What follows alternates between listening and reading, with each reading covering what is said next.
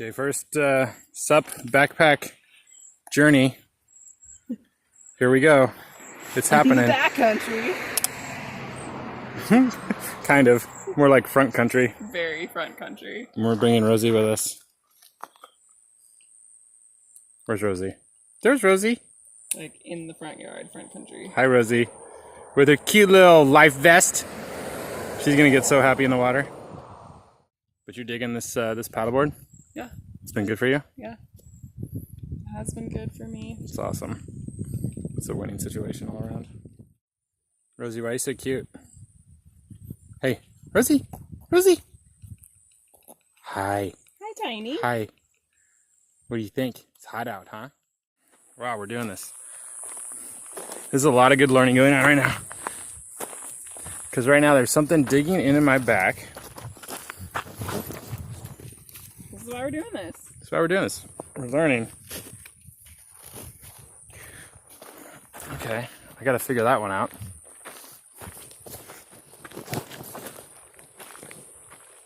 Oh, weird. Could it be one of the fins? No, it's something on the backpack that I'm gonna definitely take off. Poor design right there. Woo. We're doing it, Becca. We're doing it. Oh, it's like a 10-degree difference. Mm-hmm. Oh, it feels so much better. It's so much better. Okay, we're backpacking. Stand-up paddle boards into the lake. It's our first journey. How's your backpack feel? Pretty good. It's a little big for me, so like the waist strap is a little lower than I want. Mm-hmm. But otherwise okay. I don't think there's really anything I can do about that, so I feel like that's something I just gotta like persevere. Yeah. Not Persevere. that it's comfy. It's just like it's just sitting lower on my waist than I want. Yeah, perseverance. Because like that buckle that I was feeling. That was not something that you could persevere through. Correct. Yeah. How do we decide that? When does it become the tipping point where it's like, yeah, this can't be in my life anymore. I think that's just something you gotta feel. This is not worthy of persevering. I'm a fan of perseverance, but there's some things where it's like, yeah, that's not happening. Right. So, whatever. Woo! So you got a new job. Got a new job. You're super stoked. Yeah. It's exciting. It's scary. I mean, it's my first like full-time job, really. I've always had like either multiple part-time things or just part-time things. So yeah. And it's like my first like official therapy job. So it's like first full-time, first therapy. So it's two bigs in one. It's kind of scary. What's scary? It's scary because it's New change, like in multiple ways. With it being first full-time and first like therapy job, you know? And it's actually also my first time working with the population that I'll be working with. Which is like people experiencing substance use disorder and like houselessness. houselessness. Yeah. If somebody's houseless, what are their options? I'm hoping to learn more about that at this point. The organization that I'm working for is really about meeting people where they're at. So like, if they're happy where they're at, if they're happy like in the situation they're in, then it's just providing them with like resources in order for that to be more sustainable for them. So like if they're someone who's currently using and that's what they want to continue to do, then we're going to give them like access to clean supplies to use. Oh, wow. So it's like not necessarily like being like, okay, you have to quit, otherwise we can't help you. It's like, okay, how do we help you with where you're currently at in your experience? So it's totally meeting them where they're at. Mm-hmm. Which is, I think, how I got the job, because like every single question they asked you in the interview, that's like how I answered it, was like, well, I think you just gotta meet them where they're at. And that was just how I answered every question. And then at the end, they like let me ask questions, and I asked what kind of person they're looking for to join the team. And one of the like program or like clinical director maybe, I'm trying to remember what her job title is, but she was like, "Well, I'm really just want somebody who's going to meet clients where they're at." And I was like, "Oh, great." Seems to be the theme here. That's what I said. Oh, See- perfect. Yeah, seems to be a good frequency. Yeah. So I think I'm hoping to like learn a lot more about like what resources we have access to provide people with, and like, I mean, I think like as far as what we're going to be providing is going to look different for like each individual. Mm-hmm. So yeah, I'm in an outreach position, so I'm literally like, we're going to be providing services to people in the community, like out of a van. Mm-hmm.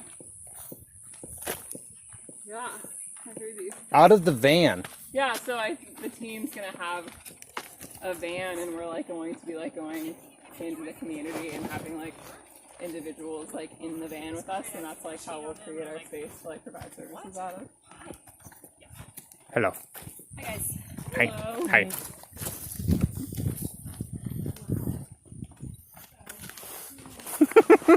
What are you laughing at? This situation? We got a genuine wow. Oh, that was at us? Yeah, for sure. I think, at least I think it is. I thought it was maybe part of their conversation. Could have been. Maybe I'm projecting. Yeah, you could just be feeling self-conscious. Well, I mean, look at us. You know? I mean, I don't feel that high-key. No. High-key. It's you have, just... like, so much stuff on the outside of your bed. Well, like, I'm holding a gimbal. Oh, sure. That's true. It's definitely... I, like, put a mask on when they walk by. Yeah, it's So extra. we're a bit of we're a lot. We are an appearance to Carrying a can of wine. So extra. Yeah, we're looking a little extra right now. I haven't come in this way in so long. Like, I probably haven't been to this spot in like 3 years. Really? This is like my daily trail. Yeah, it used to be for me. This is my jam. I know, it used to be mine. Well, it's ours together at this moment. Yeah, I used to come down like almost every day after work. Remember that one time we both came down but didn't know the other person was coming down? And then we bumped into each other. Yeah, and I think we went in the water. I think we did. It was like around the field, I feel like. Yeah, it was exactly around the field. Yeah.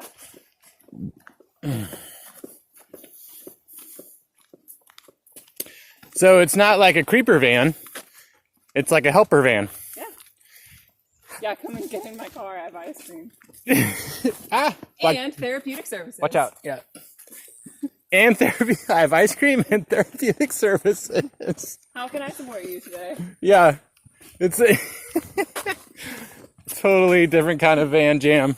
And the team is made up of, so there's 3 therapists, and then there's also like mentors. So the mentors are people who have experienced like similar things to people we're going to be working with. So like maybe they've been incarcerated, or they've experienced homelessness and or substance abuse. So it's like people who have related lived experience to the people we're working with,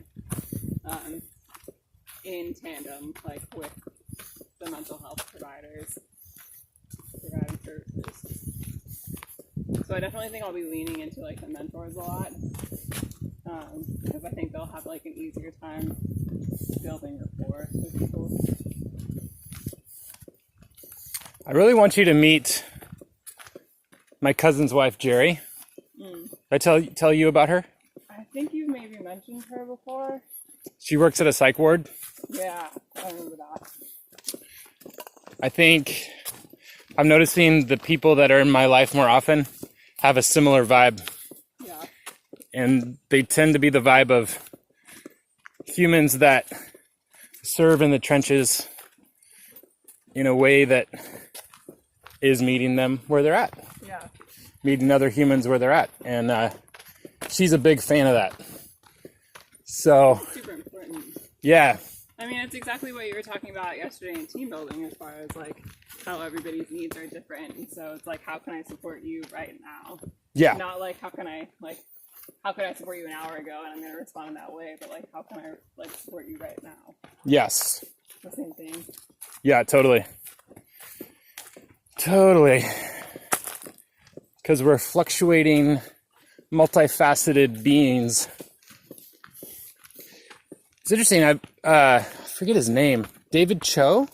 Does that ring a bell? No. He's a graffiti artist. Okay. He tried to find a dinosaur in the Congo. Just this super extreme guy. Super honest guy. Honest with his struggles. Very transparent recently, especially.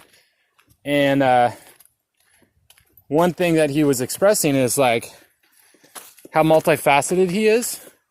And then he asks himself, who's driving the bus right now?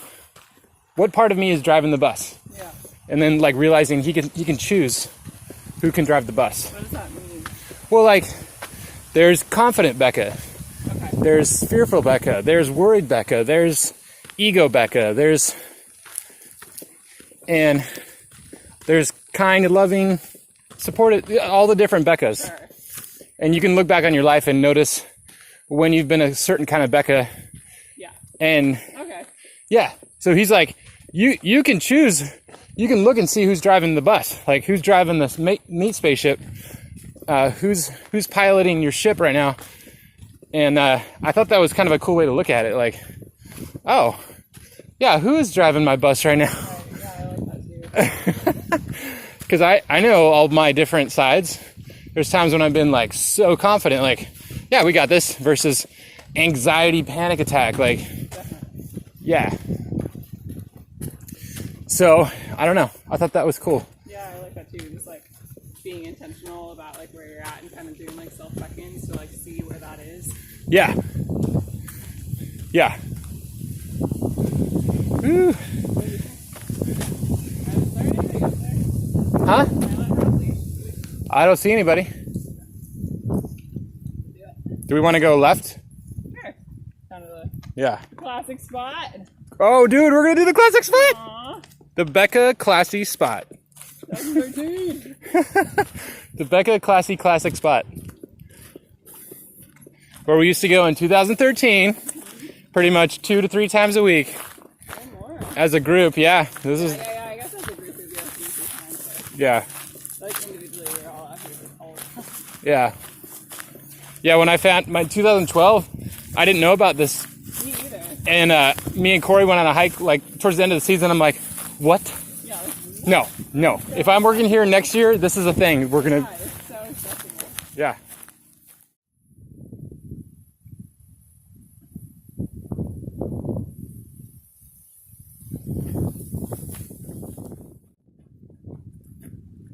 Living our messy best life. Da-da-da-da.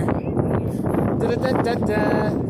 Oh man, this is a spot. This is magic. We're in magic right now. This is cool.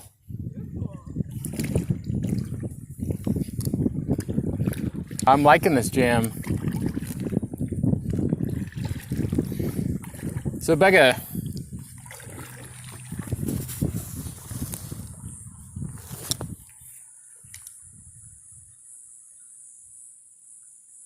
oh, a dragonfly. I love dragonflies. Apparently dragonflies are the largest bug recorded in history. Really? There's one right there too, a little one. Like if you look at history, That's crazy. look, there's one. Oh, There's 2 right here. Dragonfly Central. I don't know. I have a connection with dragonflies. I don't know what it is. I was thinking about that. I'm like, Oh, there's a bunch of them over here. oh. There's a dragonfly sitting Right there. On a thing of grass. I don't know if you can see it. But I'm getting close to it. It's just chilling. Hello, dragonfly. What do you want to tell us? Oh, you gonna fly away? Okay.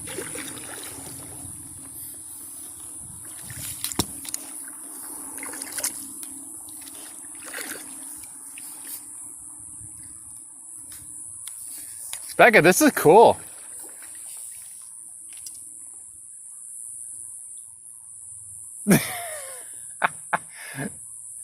You're like, I can't see the paddleboard below you. So it's like that joke where like, I'm walking down the stairs. I'm going down the elevator. I'm paddleboarding. Yeah. It's like, but you literally are paddleboarding. Becca, I really want you to get this paddle.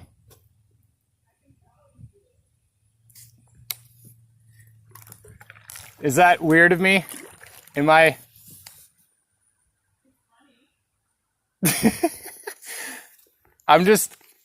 Okay. Well, Becca, here's something about me. When I buy something, I put a lot of thought into it before I buy said thing. I spent a lot of time considering this paddle.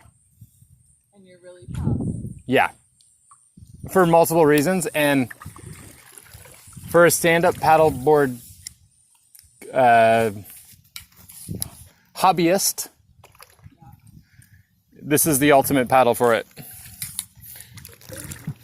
Dude, I should be a sponsor for Stage Paddleboard Paddles.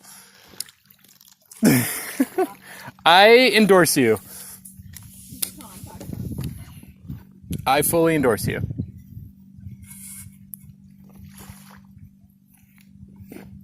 You know what I appreciate about you, Becca? A lot of things. A lot of things.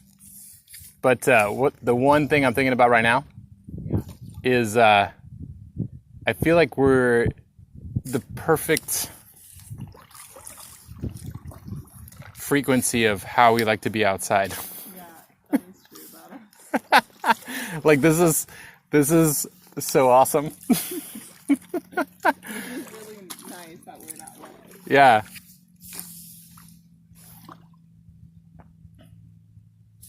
It's like the perfect, it's not too much, it's not too little, it's just right.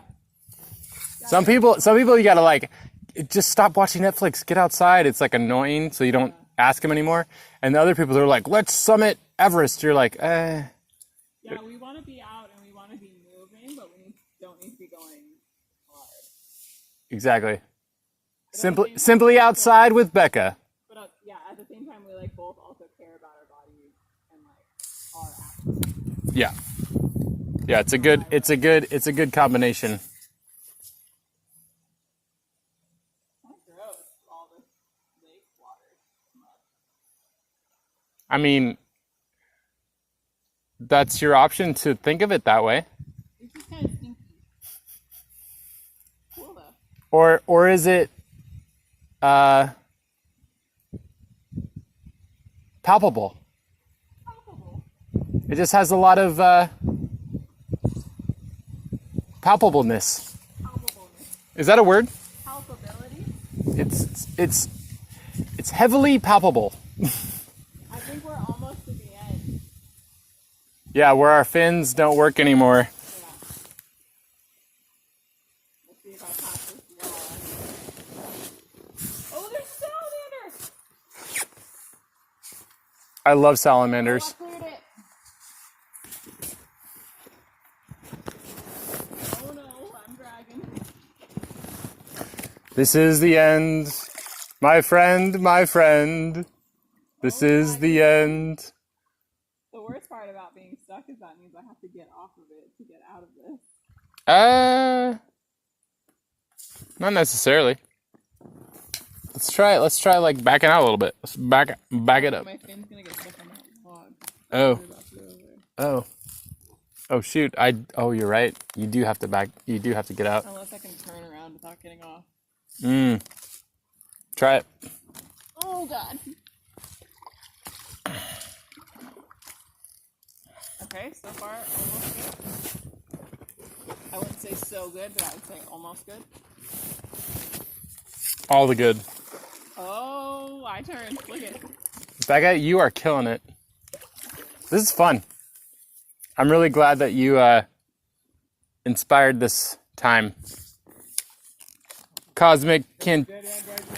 Oh, hey, yeah. We just, our fins got. Yeah, are you in like a kayak? Yeah, you should probably turn around right there.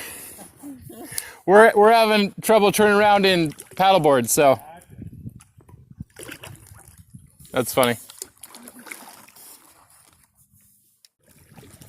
So I really like that. Who's driving the bus? Okay, I like that too. Because it makes you realize like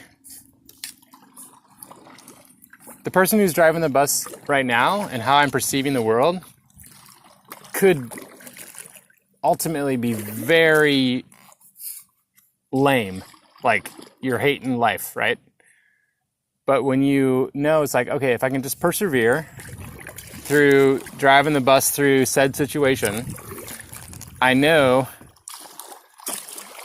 that a different situation or road will be before me and I can switch up the driver. And that has helped me just be patient when things get really hard. In my own definition of hard for myself. And it's like, you know what? Just hold on, brother. Yeah. And what I like too is that it can switch in a moment. Yeah. Yeah.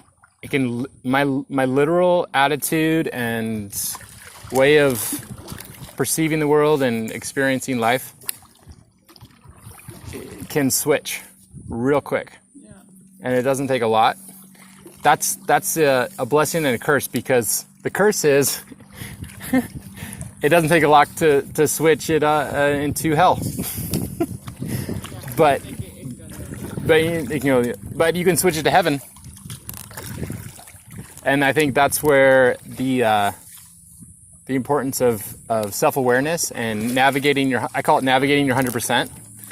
Like knowing yourself enough to know, like, oh, in that situation, I can easily be switched to hell. So I'm going to put tools in place to help me stay in heaven within my past experience of hell. So I like the whole thing. I mean, I think that's the theme of this thing is meet people where they're at. Like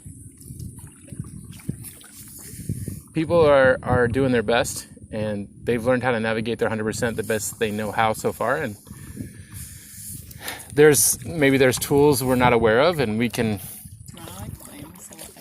yeah.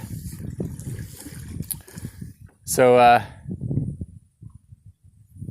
really happy that this moment is happening. This is a little slice of heaven. Yeah. I'm in the heaven zone right now. And it's funny because it's like, I mean, I wasn't in hell earlier, but you know, I was a different Jason was driving the bus. Earlier today? Yeah, you know, it's like work and you just got to get things done. And it's nice to have this moment. I was thinking that, like, the driving the bus and, like, who's driving the bus and who do you want to drive that bus. Like, thinking of it in that way gives you, like, the autonomy to, like, decide that for yourself, you know what I mean? Which is really cool. Like, it gives you the opportunity to, like, control your own self and, like, your own experience if you think of it in that way. Yeah. Yeah. No one else is telling you who to drive the bus. Yeah, which is really cool. Because I feel like sometimes we forget that we have autonomy and like autonomy over ourselves, not just like over our own experience, but like over how we individual, like how I have autonomy not only over like the choices I make, but how I experience those choices. Does that make sense? Yeah.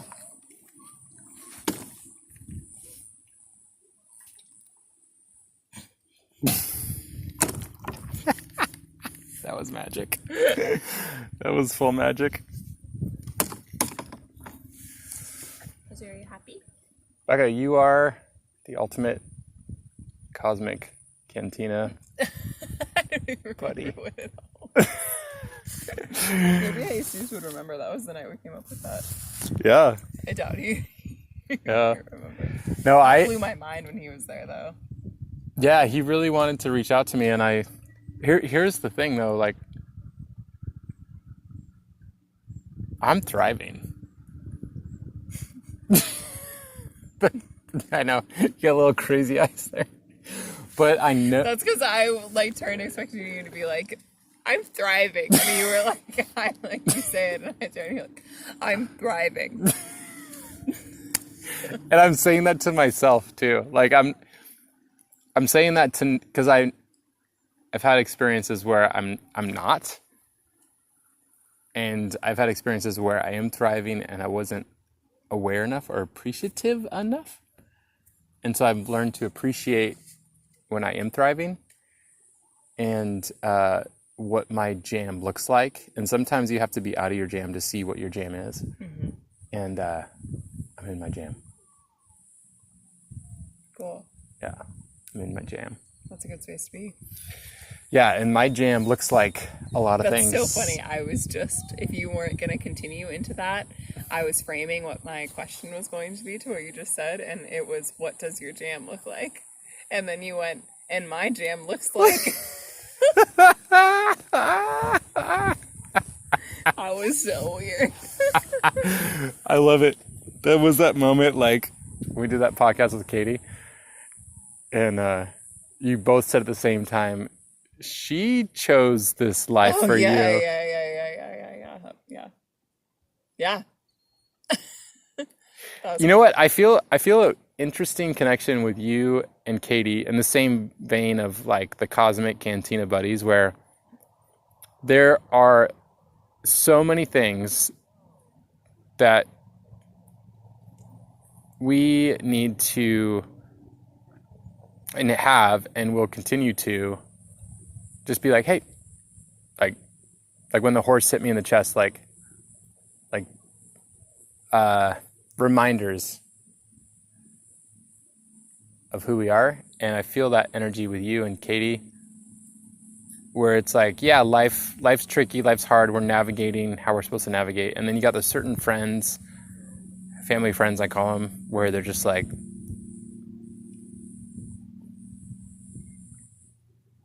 when the horse hit me in the chest, like that's the vibe I get with you and Katie, like, and I don't know, might have stuff to offer. I don't think I do, but you know what I mean? It's not a self-deprecating way of saying that, but what I'm saying is like, it's not at all. It's super humbling that we are all friends and we remind each other of who we are, and nobody's trying to prove themselves to each other. That's what's super special about it.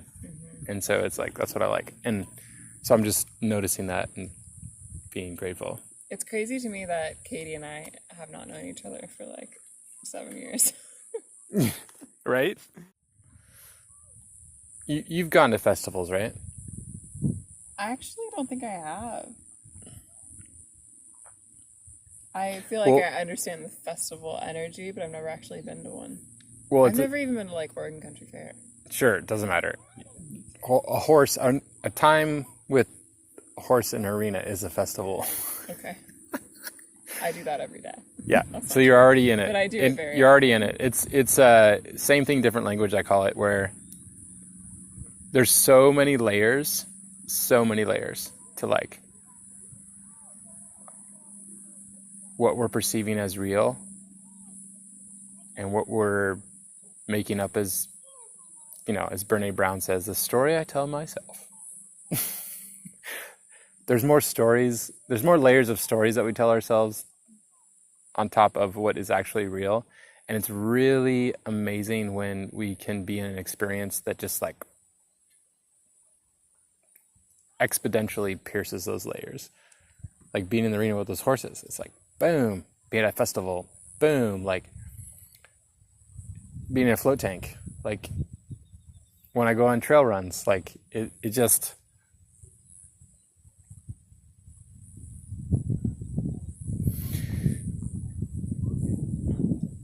I've had a lot of weird experiences on the trails here on Hag Lake, alone, in the morning specifically, that have been more peaceful, loving, a feeling of connection, groundedness, like everything's okay, independent of anything else. There's something magical about that. Like, I don't know. It's a freedom. Yeah.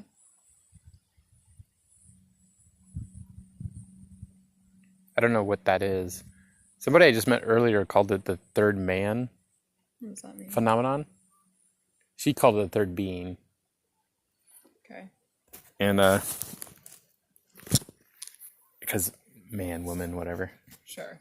Gender neutral. So like these people that like do these research projects in Alaska, and like they're alone for an extended period of time on their own, voluntarily. I think that's the difference.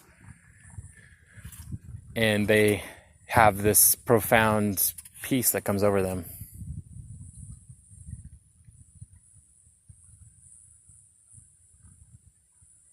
Without anybody else. So then my argument is like, I'm a big fan of proximity and like community, and like we need to be around each other, but also like you have to find that inner peace.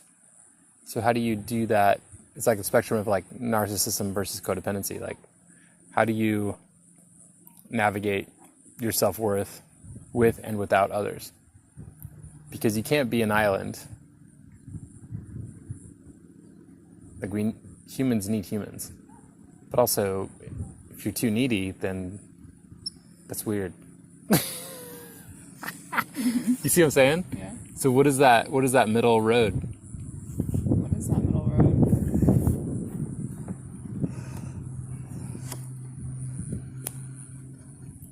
Is that the same for everybody?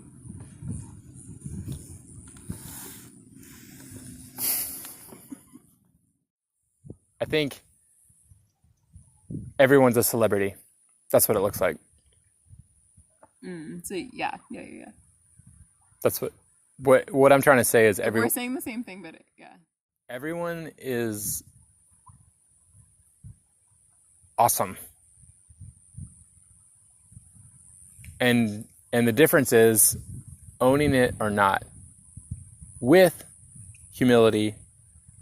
Because if you agree that everyone's awesome, you're also agreeing you're not better than anyone else's awesomeness. Yeah. But you're owning yours. It's different. It's different. And significantly different. But not better. That's where I get annoyed, is like when people get into, well, I'm better than you. I'm just like, or I'm less than you. Doesn't work. I don't keep that type of person in my life. That's not what heaven looks like.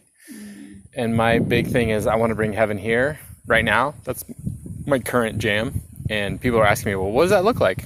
You know what? That's what it looks like.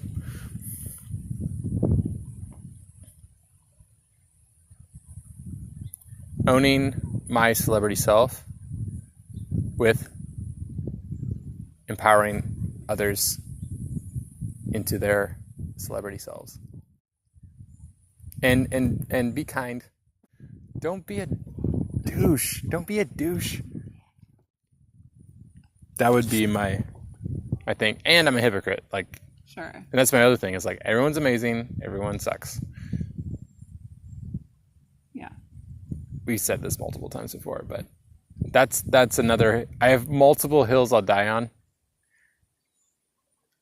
I will die on that hill. You look at anyone, any human,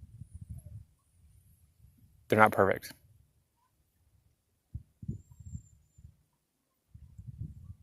How are you not perfect?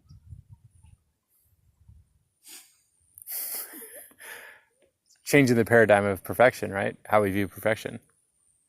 It's a better thing, less than thing, right? So like this idea of perfection is like, okay, well, I got to be this idea of perfection. Well, I call it,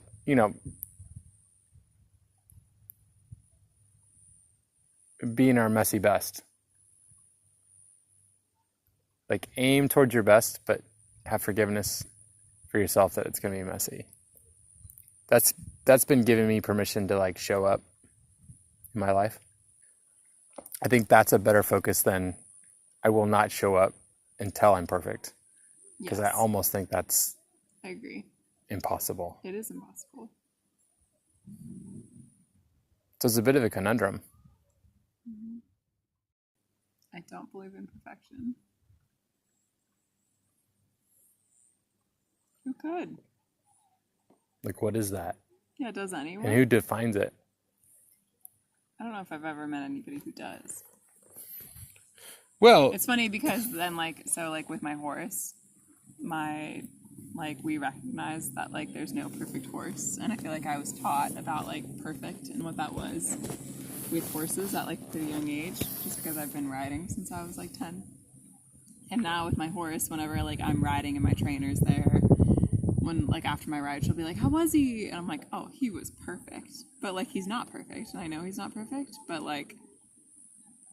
he is. I think he is. Because I know that he's showing up and he is being, himself. And that's something that's cool about horses, is that they are always just themselves. They're not trying to, prove anything. And so I, really do believe that he is perfect. Even though he has, so many things that are not quite right, and he's not the highest performer, and he has a defective foot and sometimes gets a little fussy. I think he's perfect because he's showing up and he's giving me what he has to give. Does that make sense? But so then she'll ask, yeah, how was he? And I always say he's perfect, every time. And whenever I get home, if I'm with my mom and she's like, how was Chester? He's perfect. Every single time. If I fell off, he is perfect. Because he showed up. Mm-hmm. And he always does.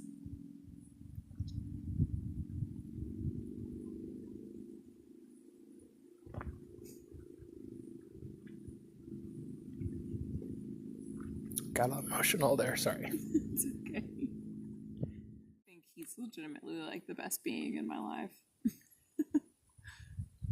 He's just taught me so much. And I've known him since I was, I think, 16 or 17.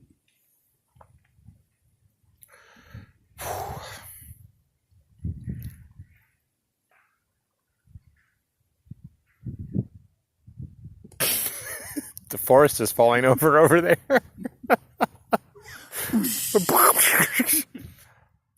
Perfection is a construct, though, But I guess to me that construct, within that construct, Chester specifically, because that's what we were talking about, he is that, he is my definition of that construct. That's what's tricky about it, is because it's a construct. I think we're all in different places with it, I often say, when I'm doing something, if I'm practicing handstands or something, I say progress, not perfection. Because I'm always trying to progress, and I'm never trying to perfect. I'm just always trying to, better, Yeah, because, what... What's the perfect? You can't reach it. What is that? It's unattainable. It's a unicorn. You can't ever. Perfection is a unicorn. Yeah. You're never quite there. Because how can we say that perfect exists and there's always room to improve? Those are two things that are common phrases, right? Perfection and there's always room for us to improve. Those are the two things. So how can both exist? They can't.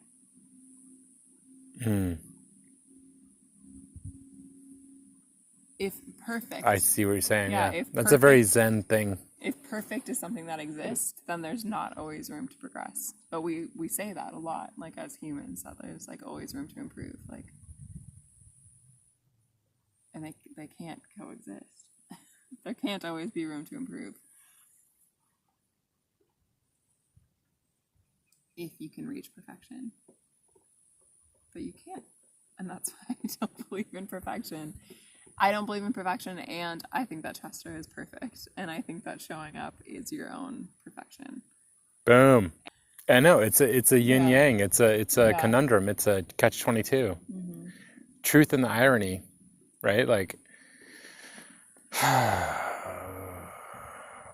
you're blowing my mind right now. It's humbling what you're telling me. We overthink stuff. Yeah. So I'm learning that I overthink things, and so I'm learning to relax. Yeah. And this is why the horses are coming into my world right now. And it's I'm really excited for this new chapter in my life.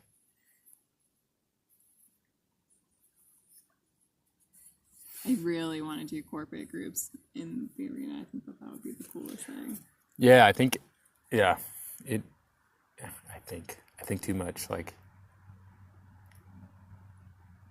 I have a gift in analysis and making the best choice that I can possibly make in my spreadsheet brain, but that is insanity because there's always the next variable. So there's no room for surrender because it's the ultimate endless carrot to chase. So that is a gift and a curse, and so the horses are gonna calm that down. Maybe. Yeah. It's a lot of pressure to put on them. Ooh, snap. See, I'm just entering this world, so. They might, though. It's a lot of pressure to put on them. Well, I mean, they already have. Sure, yeah. In that one session, it was like, boom, that head bump right into my chest. That was the biggest moment. And befriending Chocolate Rain. Those were huge. So on like a equine model level, that's what we call a peak. In a session where like the client has like a big shift, where it's like that's like the heat or like the highest point of their like process, we call it a peak. And it's funny because like in that particular, like when you were in the arena, there were a couple moments that Katie and I thought might be peaks, and they weren't what ended up being the peaks for you, which was really interesting because like there was so much going on, and we saw things that I was like, okay, when we were making notes up like left and right, but the things that we saw as like big things weren't necessarily like the big thing for you. Like that headbutt, I didn't realize, that was one of the biggest moments. And that was something that we noticed for sure. Mm-hmm. And noticed as something that like you shifted around. And that didn't necessarily for us mean that it was the peak. Like we didn't know what was the peak. But then that was, like you're saying that was. And when I could start walking. Mm-hmm. And the peak that the headbutt wasn't from Chocolate Rain, it was from the other one, the other larger horse. Sparkle. Yeah, that's that one's name. I think it is. Yeah, I just did a podcast with her mom. Oh, really? And we saw her. Yeah. She gave me permission to release it. Yeah. I'm excited for you to hear it, like cool. To hear her story. Oh man, amazing woman, a saint. Yeah, for sure. Cool. I kept calling her a saint, and I'm like, I know saints don't like to hear this, but you're a saint. Because she's created a space where so many people have access to heal and get better. That's what I want. But Katie's mom has been doing it for a long time, is doing it. Like that place is... I want that, like their space is what I want. Okay. And she said the big thing is a ripple effect. And we talked about suffering and heaven, and there's so much suffering in the world. How do you reconcile that? And she said, then just do your jam and create a ripple. Like, that's the only thing you have control over. So that's what she's been doing since she was young.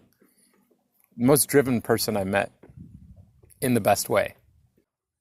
So her ripple effect affects your ripple effect, and ripples can ripple together. I'm a big fan of that. Like, I'm bouncing, like, that farm has been calling me for the past 3 years. Yeah. And now I finally am accepting it. Mostly because of Chad. Mostly because of that one fluffy rooster. Chad's just the icing on the cake. That's all Chad is. Sure. No, there's deeper reasons. And I want you to meet Mike. Vibing. Surviving. Vibing and surviving. Vibing and surviving. I came up on a trip once and recently, and that's become like a mantra, by the way. That's so good.